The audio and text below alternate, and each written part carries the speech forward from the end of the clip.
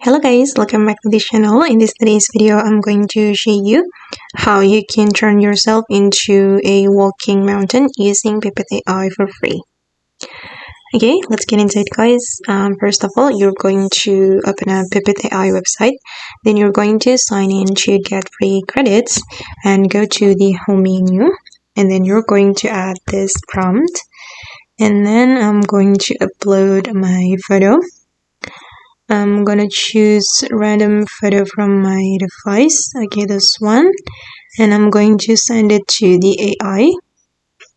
Okay, and hold on, it's still loading. Wow, that's so cool though. And these are the results, guys. I think I'm gonna go with this one. If you want to download it, you can click on this download menu, or you can also regenerate it. Just click on regenerate button right here. Okay guys, and that's how you can turn yourself into a walking mountain using Pippit AI for free. I hope this video will be useful for you. Thank you so much for watching. And if you found this tutorial useful, don't forget to hit the like button, leave your comments, and also subscribe to the channel. And if you want to try it yourself, you can click Pippit AI join link on my YouTube description and try to make any photo or any video as creative as you can. Bye!